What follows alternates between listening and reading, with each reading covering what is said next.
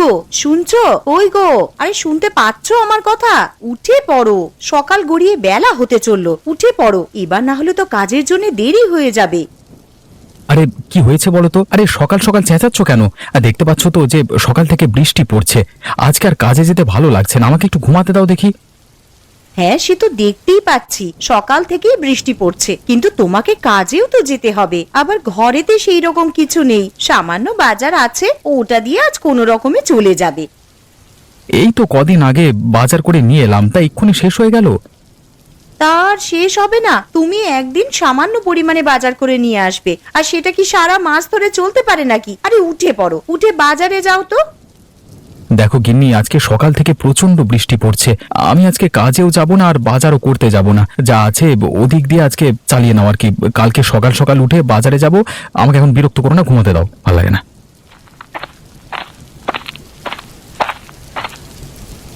মা, ও মা, আমার প্রচন্ড খিদে পেয়েছে, কিছু খেতে দাও।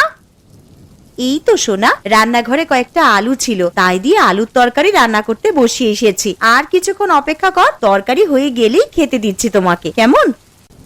ঠিক আছে মা, তাহলে রান্নাঘরে গিয়ে বসে অপেক্ষা করি, তরকারি হলেই খেয়ে নেব। হ্যাঁ সোনা, তুই যা, গিয়ে আগে হাত পা ধুয়ে নে, তারপর রান্নাঘরে খেতে আসবি।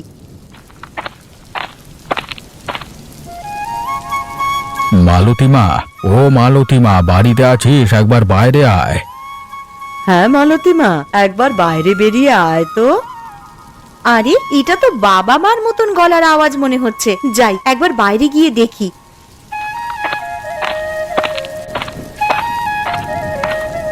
আরে তোমরা হঠাৎ করে আমাদের বাড়িতে চলে এলে, আবার এই ঝড় বৃষ্টির দিনে? হ্যাঁ রে মা, চলি এলাম এই বৃষ্টির দিনে।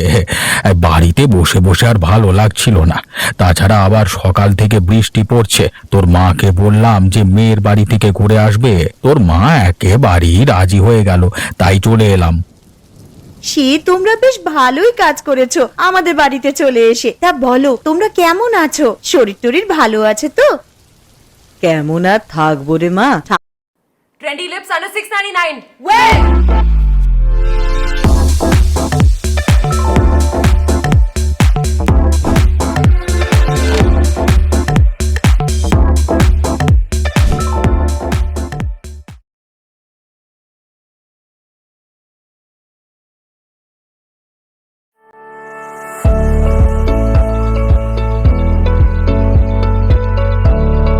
ঠাকুরের অশেষ কৃপায় বেশ ভালো রকমই দিন কেটে যাচ্ছে। তা তোরা কেমন আছিস বল? আমরা খুব ভালো আছি মা। আরে দাদুন, দিদুন, তোমরা কেমন আছো? দিদি ভাই, খুব ভালো আছি। আর এই নাও, তোমার জন্য মিষ্টি নিয়ে এসেছি। আহ বাবা, তোমরা আবার এইসব আনতে গেলে কেন? জানো তো তোমার নাতনি কেমন মিষ্টি পেলে আর কিছু চায় না, আরে এত মিষ্টি খেলে শরীর খারাপ করবে তো। তা আনবো না? আমার 5টা নয়, 10টা নয়, একটা মাত্র নাতনি, তার জন্য তো এতটুকু করতেই পারি। আর কটা হাঁস এনেছি, আর এই থলের মধ্যে কিছু জিনিস আছে, ঘরে নিয়ে চলো। ও মা, তোমরা আবার হাঁস আনতে গেলে কেন গো? কেন রে, বিয়ের আগে তুই তো হাঁস পুষতে ভালোবাসতিস, তাই নিয়ে এলাম। ঠিক আছে ঠিক আছে, পরে কথা বলবো, তোমরা এখন ঘরে চলো, বাইরে প্রচন্ড বৃষ্টি পড়ছে।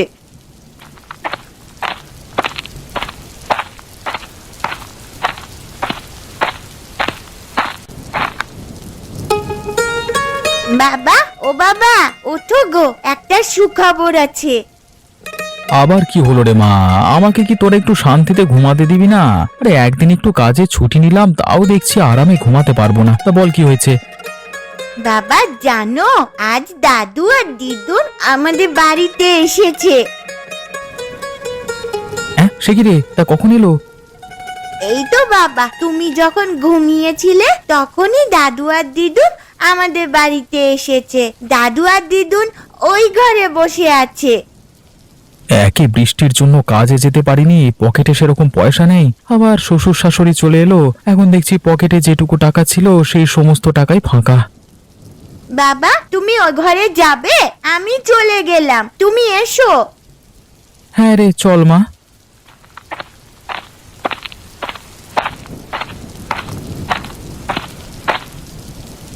আরে এই তো জামাই চলে এসেছে। তা বাবা মা আপনারা কেমন আছেন বলুন, আর আসতে কোনো অসুবিধা হয়নি তো? না না জামাই বাবা, সেরকম কোনো অসুবিধা হয়নি। তা আপনারা যখন আমাদের বাড়িতে চলে এসেছেন, এক সপ্তাহ না কাটিয়ে যেতে দেব না, কিন্তু না হলে আমি কিন্তু ছাড়বো না। হ্যাঁ আচ্ছা বাবা, সে এখন দেখা যাবে। না মা, দেখা যাবে বললে তো হবে না। জামাই যখন একবার বলেছে তখন তোমাদেরকে এই কথা রাখতেই হবে। আর কি গো শুনছো, আর তুমি একবার রান্নাঘরে এসো তো, কিছু কথা আছে।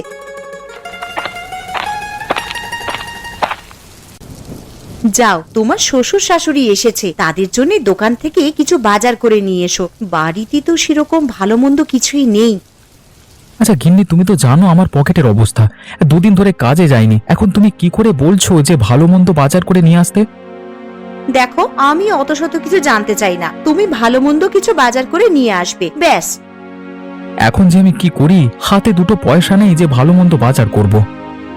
কি গো, কি ভাবছো? আগের মাসে তোমার বোনেরা যখন এসেছিল তখন তো বেশ ভালো মন্দ বাজার করেছিলে, তখন তো আমি কিছু বলিনি। এখন আমার মা বাবা এসেছে আর ভালো মন্দ বাজার করবার মতন টাকা তোমার কাছে নেই। ঠিক আছে, তুমি বরং বাজারের ব্যাগটা আর ছাতাটা নিয়ে এসো, আমি বাজারের দিকে যাচ্ছি। এই নাও ছাতা আর ব্যাগ, তাড়াতাড়ি বাজারের দিকে যাও তো।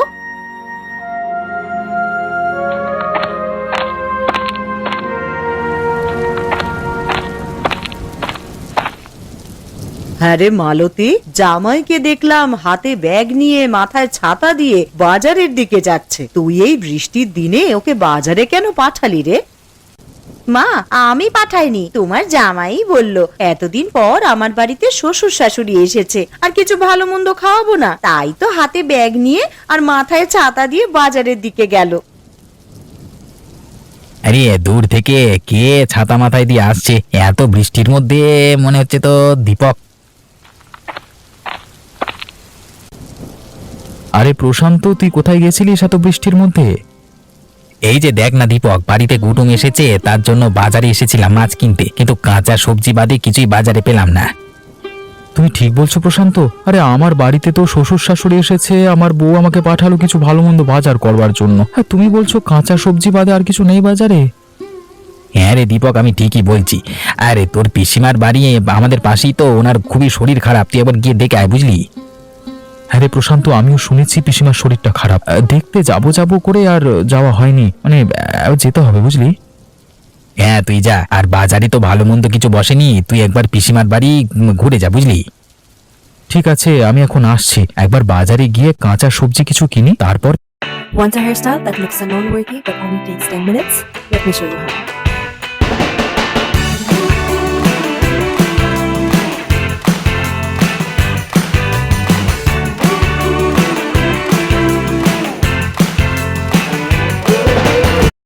ঠিক আছে, আমি এখন আসছি, একবার বাজারে গিয়ে কাঁচা সবজি কিছু কিনি, তারপর পিসিমার বাড়িতে গিয়ে একবার পিসিমাকে দেখে আসবো।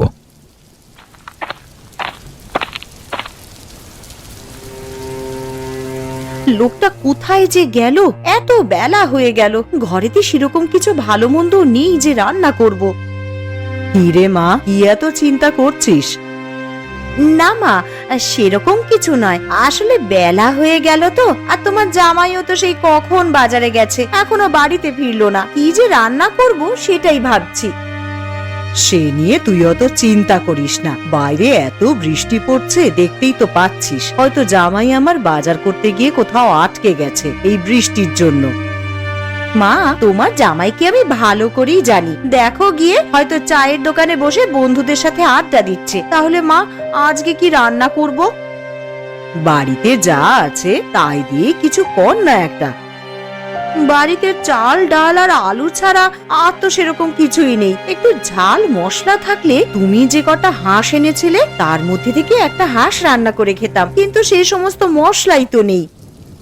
এসব কথা ছাড় মা, তুই এখন যা আছে ওইগুলো দিয়েই দুপুরের জন্য কিছু একটা রান্না কর। আচ্ছা মা, ঠিক আছে, তুমি বরং বসার ঘরে গিয়ে একটু বিশ্রাম নাও, আমার রান্না হয়ে গেলেই তোমাদেরকে ডাকবো খাওয়ার জন্যে।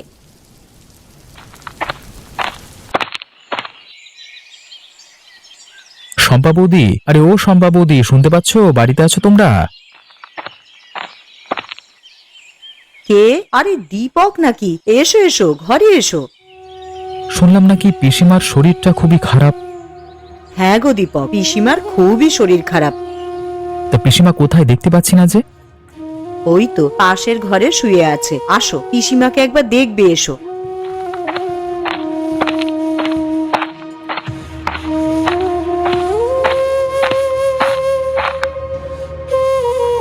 পিসিমা, ও পিসিমা কেমন আছেন?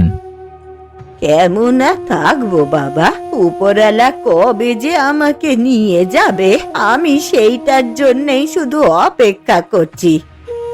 এরকম কথা বলতে নেই পিসিমা। দেখো না দীপক, এই যেদিন থেকে শরীরটা একটু বেশি খারাপ হয়েছে সেদিন থেকে সমানে বলে যাচ্ছে যে কবে আমাকে নিয়ে যাবে ওপরওয়ালা।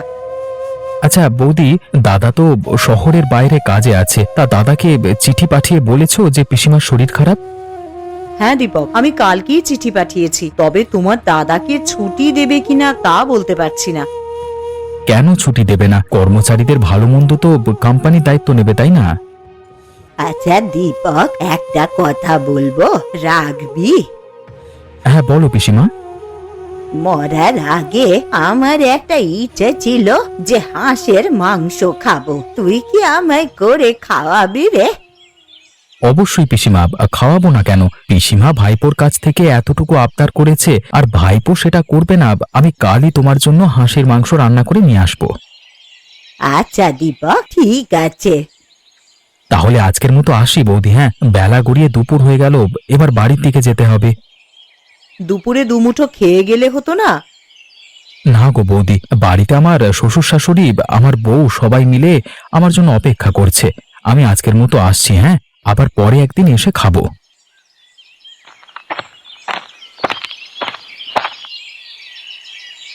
কই গো গিন্নি, আমি চলে এসেছি।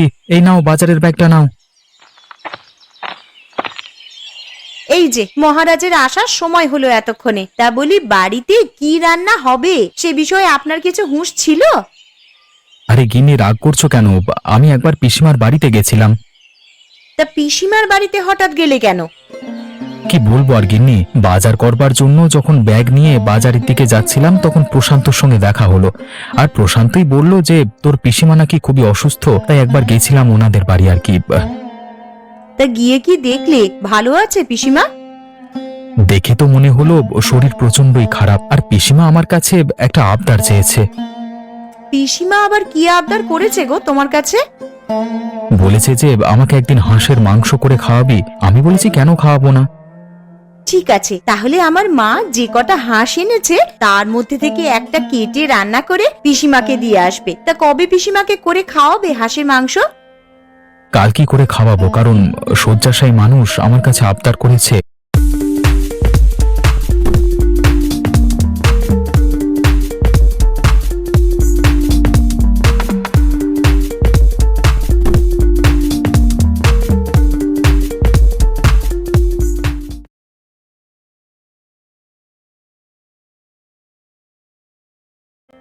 কাল কি করে খাওয়াবো, কারণ শয্যাশায়ী মানুষ আমার কাছে আবদার করেছে। না খাওয়াতে পারলে আমারই খারাপ লাগবে।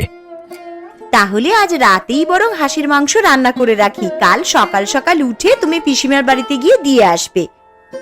ঠিক আছে গিন্নি, সে না হয় করবো। তুমি এখন আমাকে গামছাটা দাও তো, আমি এখন স্নান করে আসি। এসে খেতে দেবে, খিদের জ্বালায় পেটে ছুঁচো ডন দিচ্ছে আমার। এই নাও গামছা, তুমি স্নান করে এসো, আমি খেতে দিচ্ছি।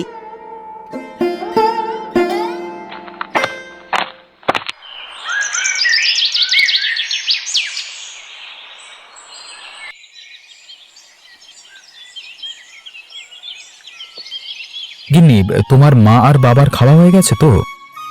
হ্যাঁ গো, মা বাবার খাওয়া হয়ে গেছে, আর মেয়েটারও খাওয়া হয়ে গেছে। ওরা তিনজনে মিলে এখন ঘুমাচ্ছে।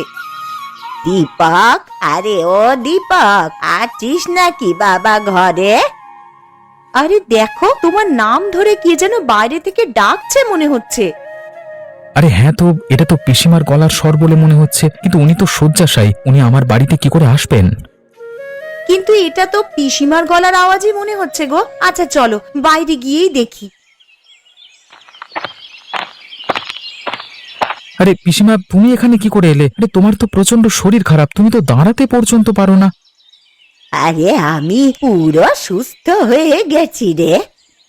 কিন্তু আমি দুপুরবেলায় গিয়ে তো দেখলাম তুমি বিছানায় শুয়ে আছো, তো এখন কি করে ভালো হয়ে গেলে? সবই উপরওয়ালার ইচ্ছা রে বাবা। তা তুমি আমাদের বাড়িতে এলে বৌদি কিছু বলেনি তোমার? না না, কিছু বলেনি আমায়। তোমার বৌদি শুধু বলল যে সাবধানে যাবেন, আর দীপক হাঁসের মাংস খাওয়াবে বলল, তাই আর লোভ সামলাতে না পেরে চলেই এলাম। তা আপনার ভাইপো তো কালকেই আপনার বাড়িতে মাংস রান্না করে দিয়ে আসতো। কালকে যদি আমি আর না থাকি তাহলে তো আমার আর শেষ আশা পূর্ণ হবে না, তাই চলে এলাম আর কি। আর এসেছি যখন, আমি নিজের হাতেই তোমাদেরকে রান্না করে খাওয়াবো। এ তো খুব ভালো খবর। তা পিসিমা, তুমি রান্না করতে পারবে তো? কেন পারবো না রে, মালতী তো আছে, ও আমাকে একটু সাহায্য করে দেবে। চলুন পিসিমা, তাহলে রান্নাঘরের দিকে যাই। আপনি আর আমি মিলে হাতে হাত লাগিয়ে হাঁসের মাংসটা করে নিই বরং। হ্যাঁ বৌমা, চলো।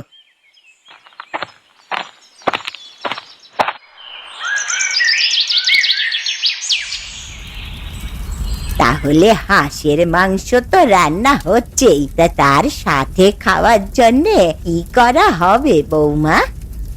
কি আর করবেন পিসিমা, তাহলে রুটিটাই বানানো যাক। হাঁসের মাংসের সাথে বেশ ভালোই লাগবে খেতে। হ্যাঁ মা, তুই ঠিকই বলেছিস, হাঁসের মাংসের সাথে রুটিটা একদম জমে যাবে। কিন্তু পিসিমা, একটা অসুবিধা আছে। কি অসুবিধা বৌমা? আসলে আপনার ভাইপো হাঁসের মাংস খায় না। কে খায় আর কে না খায় সে দেখাই যাবে খেতে বসে। এখন রান্নাটা আগে করে নি। আরে বেয়ান, রান্নাটা যা করেছেন না, গন্ধেতেই তো অর্ধেক পেট ভর্তি হয়ে গেল। আমার এদিকে রুটি করা হয়ে গেছে। ও পিসিমা, আপনার কত দূর? আমারও এইদিকে প্রায় হয়েই এসেছে। বৌমা, তুমি বরং ওদেরকে নিয়ে গিয়ে খেতে বসাও, আমি খাবারগুলো নিয়ে যাচ্ছি।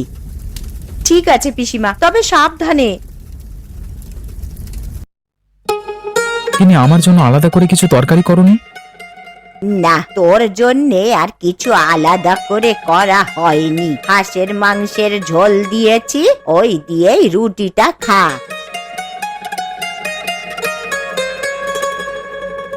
এ কি পিসিমা, এ তো দেখছি হাঁসের মাংসের প্রচুর স্বাদ। আমি আগে জানলে এই মাংস ছাড়া আর কিছুই খেতাম না।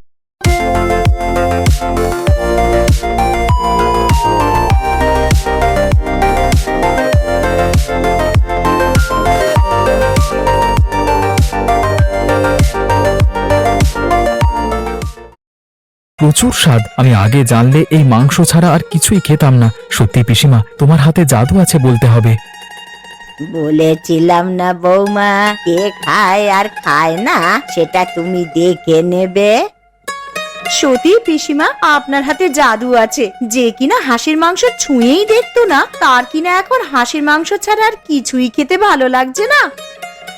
তাহলে পিসিমা, এখন তো রাত হয়ে গেছে, আর এখন বাড়িও যেতে পারবে না, কালকে সকালেই যেও। ঠিক আছে বাচ্চা, আজ তোদের বাড়িতে থেকে কাল সকাল সকাল আমি বাড়ি চলে যাব।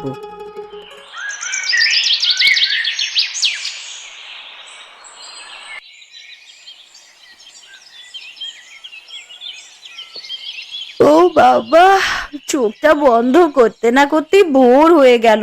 কখন যে রাতটা কেটে গেল টেরই পেলাম না। যাই, এবার এঁটো বাসনগুলো আবার মেজে রাখি। আবার ওদিকে পিসিমাও আছেন, তার জন্য একটু জল খাবারও করে দিতে হবে। তানিশা, ও তানিশা, তোর পিসিকে ডেকে তোল না রে। মা, ও মা, পিসি তো আমার কাছে শুয়ে নেই। কি বলছিস? বিছানায় নেই মানে? আরে তোর পাশেই তো শুয়েছিলেন। আরে বাইরে গিয়ে দেখ আছে নাকি। বাইরে কি করে যাব মা, ঘরের দরজা তো ভেতর থেকে আটকানো। তাহলে তানিশা, তুই একবার বাইরে গিয়ে দেখে আয় তো পিসি আছেন কিনা।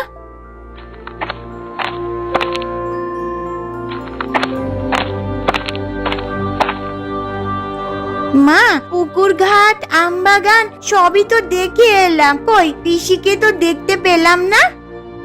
কি গো শুনছো? আরে কই গো, তাড়াতাড়ি ওঠো, পিসি কোথায় যেন চলে গেছে, ঘরে নেই, তুমি গিয়ে একটু দেখো না। চলে গেছে মানে? কোথায় আবার যাবে? ঘরের দরজা তো ভেতর থেকেই বন্ধ ছিল, পিসি দরজা দিয়ে বের হবে কি করে? এ কি সর্বনাশ হলো আমার! কই গো, তুমি একবার পিসিমাদের বাড়িতে গিয়ে দেখে এসো না, উনি বাড়ি চলে গেছেন কিনা। হ্যাঁ হ্যাঁ, তুমি ঠিকই বলেছো, আমি একবার পিসির বাড়িতে গিয়ে দেখে আসি। আরে দূর থেকে ওটা কে যেন এদিকে আসছে, দেখে তো মনে হচ্ছে প্রশান্ত। যাই একটু সামনে গিয়ে দেখি।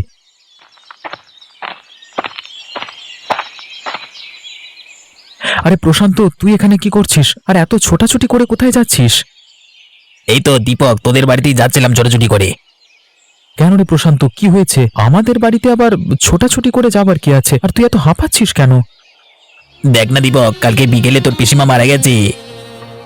এ কি বলছিস তুই প্রশান্ত? এমনটা হতেই পারে না। এমনটাই হয়েছে দীপক, তোর যদি বিশ্বাস না হয় তুই একবার পিসিমার বাড়িতে গিয়ে দেখ না। ঠিক আছে প্রশান্ত, আমার এখন তাড়া আছে, তাহলে তুই যা, গিয়ে আমার বাড়িতে খবর দে, আমি পিসিমার বাড়িতে যাচ্ছি। ঠিক আছে দীপক, তুই যা, আমি তোর বাড়ি থেকে যাচ্ছি।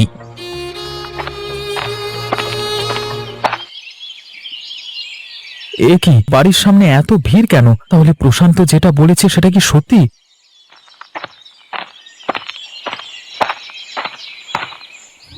বৌদি, ও বৌদি, পিসিমার এমন অবস্থা হলো কি করে? দেখো না দীপক, কাল সন্ধ্যায় তোমার পিসিমা মারা যান। তোমাকে যে একটিবার সংবাদ দিব, বাড়িতে তো কেউই নেই, কাকে পাঠাবো বলো তোমার কাছে? কালকে সন্ধে মারা গেছে বৌদি, তুমি ঠিক বলছো তো? হ্যাঁ গো দীপক, সন্ধেবেলায় মা চোখ বুঝলেন, দুপুর বেলা একটু সুস্থ হয়েছিলেন বটে, উঠে বসলেন আর বললেন তোমাদেরকে নিজের হাতে হাঁসের মাংস রান্না করে খাওয়াবে। কে জানতো বলো, জীবনবাতি নিভে যাওয়ার আগে একবার জ্বলে উঠেছিল। আর আজকে সকাল হতেই তোমার বন্ধু প্রশান্তকে বললাম যে একবার দীপকদের বাড়িতে গিয়ে খবর দিয়ে এসো।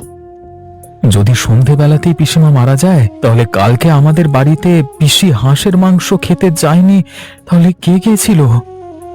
হয়তো পিসিমার আত্মা তার শেষ আশাটা পূরণ করতে গিয়েছিল।